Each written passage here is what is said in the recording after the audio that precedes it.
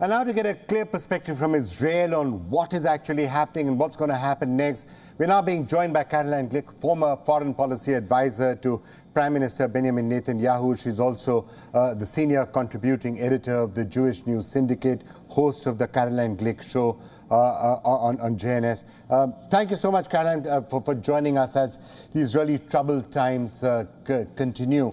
What is your sense in your assessment? What is your sense and your assessment of what's going to happen next? It seems that an all-out offensive on Gaza is coming, and there is going to be a period of continuing, I guess, ground offensive, perhaps a lot more havoc in the Gaza Strip, and clearly no word yet on what's happening with the hostages.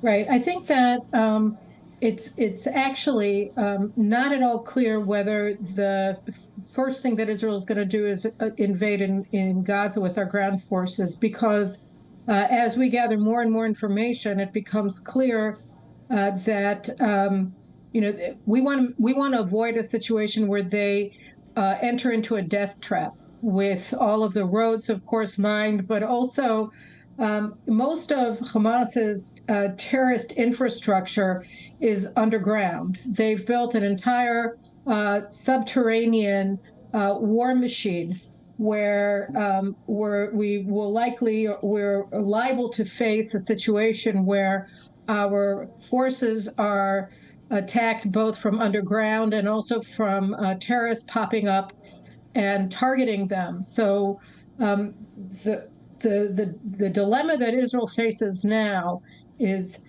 how to minimize the threat to our forces from Hamas's underground war machine. And so, there are various options for destroying the tunnels before we send in ground forces.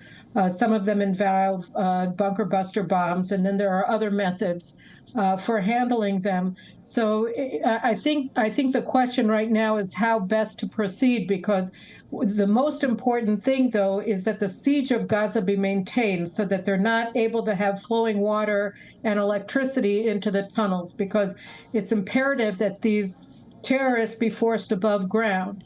And right now, these tunnels have water and electricity still serving them. And so the most important thing to do is stop the flow of electricity and water into these tunnels so that the terrorists come above ground. So I think that the dilemma is whether to go in immediately or to attrit the people underground, the terrorists underground, to minimize the threat to our forces. Well, the two other major complicating factors, of course, are number one, the condition of the hostages. No one seems to know what exactly is happening to the hostages and what can be done to get them back. And the second, of course, is the entire question of civilians, because that's leading to this entire global news cycle increasingly being focused on the humanitarian suffering in the Gaza Strip. Right. So guarding the hostages, obviously, our top priority is to get them out.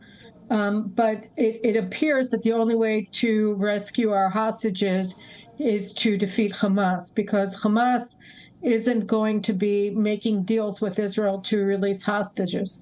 And that's fairly clear. I think insofar as the humanitarian issue is concerned, I think that what the nations of the world have to focus on are two things. One, that Hamas is killing its own civilians to block them from leaving. And therefore, the pressure has to be applied to Egypt and to third countries like Turkey and Qatar to agree to take in refugees from Gaza so that they aren't harmed in the war, and they don't have to be hostages to Hamas and serve as their cannon fodder and human shields. And so I think that the pressure has to be placed on those three actors, on Egypt to allow safe passage of civilians from Gaza, and that passage has to be to Turkey and to Qatar, who are sponsors of Hamas. Hamas has headquarters in both of those countries, in Turkey and in Qatar, and therefore those are the addresses that should be turned to accept refugees from Gaza. And so Sisi should allow them to go through Egypt to get to those two countries, to Turkey and to Qatar.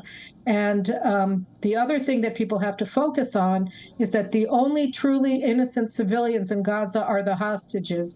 What we've seen in recent days, what we've seen on October 7th, is that the Gazan civilians who voted Hamas into office by a very large majority and continue to support Hamas and view the jihad that they're waging against Israel as a sanctified war against the Jews who they hate, that they are not the top priority. The top priority are the hostages that these monsters are holding.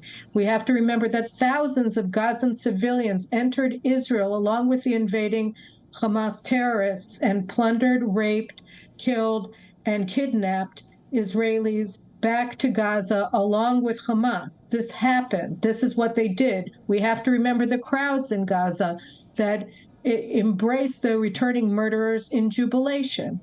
And we have to rethink our priorities and our moral ladders when we look at what's going on here. The top priority is taking out the hostages and destroying this monstrous machine of jihad that is Gaza. Those are the priorities. Those should be the priorities of all good and moral people who sanctify life. Caroline Glick, thank you so much for joining us. Thank you. Thank you. Thank you very much. Appreciate very much your willingness to stand with us at this time. Thank you very much. Thank you.